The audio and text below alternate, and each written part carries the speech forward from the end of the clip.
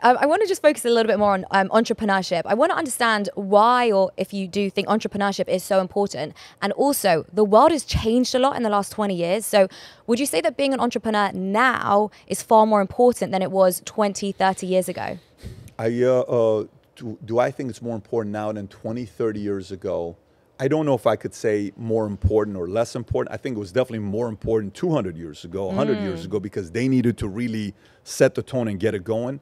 What I do think is happening today as well is entrepreneurs are becoming just as valuable as entrepreneurs. The only difference between an entrepreneur and an entrepreneur is the one guy put up the money and risked it, and the other guy didn't. Aside from that, the entrepreneur still works as hard, still is obsessed about the company 24/7, is still wanting to grow the company, owns a piece of the company. A Steve Ballmer, who's a $100 billion guy, he's an entrepreneur. A Tim Cook is an entrepreneur. Steve Jobs, on the second time around, when he came back, he was an entrepreneur.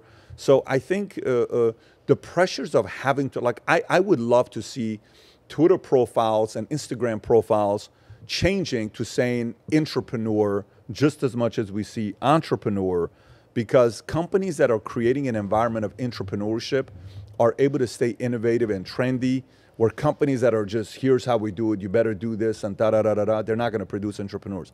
But going back to answer your question for you, on the entrepreneur side, I think markets need entrepreneurs. I think a Detroit today needs to figure out a way to get rid of all the politicians and bring the entrepreneurs in.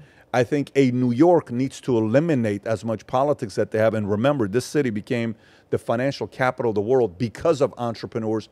Let's get back to that. If I was a governor of a country, of a state, or if I was a president of a country, I would make a very big investment and focus and emphasis on recognizing the entrepreneurs, the job creators, and then seeing what area doesn't have enough of them and giving incentives to go into those communities. Like, we're in Fort Lauderdale, right? Do you think there's more entrepreneurs in Fort Lauderdale or Miami right now? I'm going to guess Miami. You're right. It is Miami. And look what's happening to Miami, right? So if I'm running Fort Lauderdale, I'm finding out a creative way to bring people here.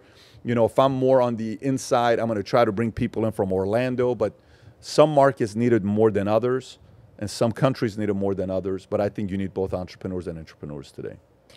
Do you think people are walking around calling themselves entrepreneurs when they're entrepreneurs or freelancers these days? Do you think that the term entrepreneur sort of lost its true meaning? You know, here's how it also looks, okay? You ever met people that think they're very good looking, but they're not? Yes. Okay, you ever met a girl that thinks she's so super attractive, but she's not? Probably. Okay, and then you ever met a girl who's super attractive, but she doesn't know she's attractive? Of course. And then you ever met a guy that's extremely handsome, but he's like not confident about himself, right? So how do you tell them apart, right? The way you tell it apart is by what the market calls you. You can go to a local business place, get a DBA, and create a business card, call yourself CEO. But if you're the only person that calls you a CEO, you're not a CEO, right? Yeah. If hundreds of other people call you their CEO, you're a true CEO.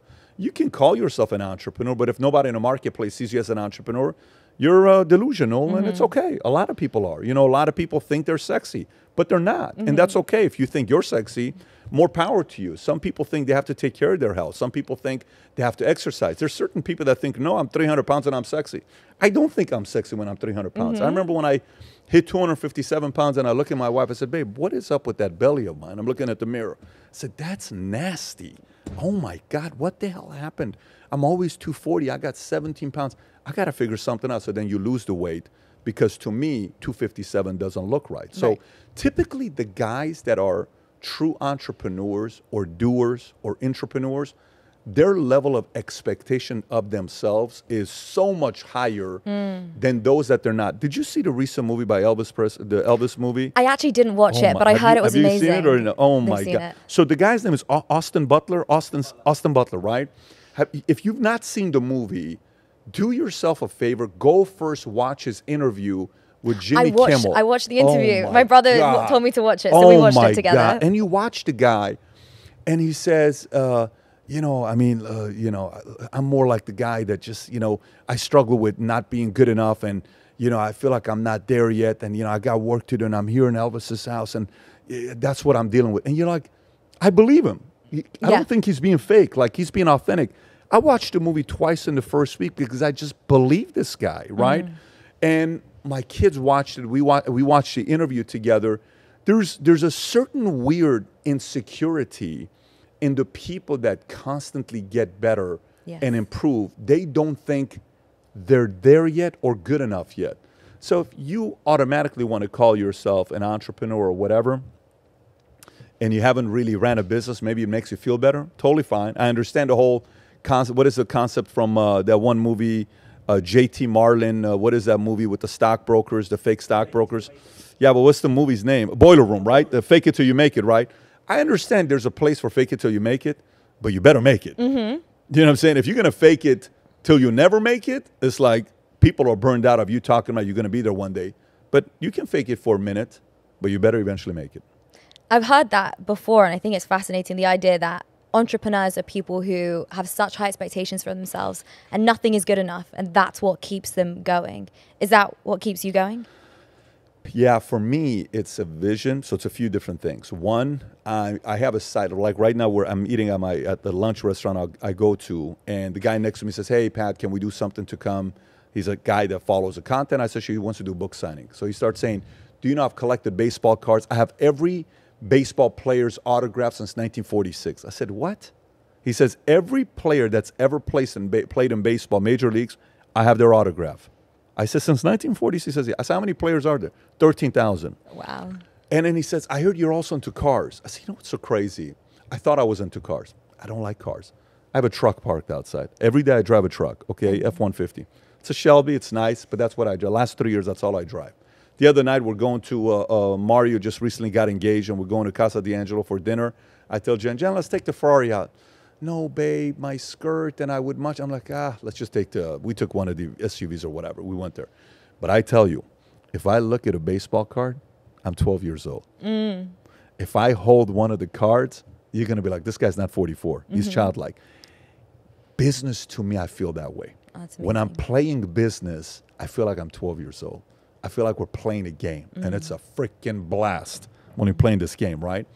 The other part of it is vision, and the other part of it is one of our relatives insulted my dad when I was 25 years old at a Christmas party, and he did it right in front of me, and I made a promise to my dad that I'm going to keep till the day I die. I said, the world is going to know your last name, and I was a nobody at that time.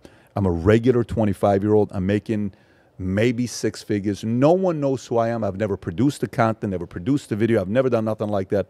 But I said, the world's going to know your last name, and you're going to be very proud that you sacrificed everything to bring us to U.S.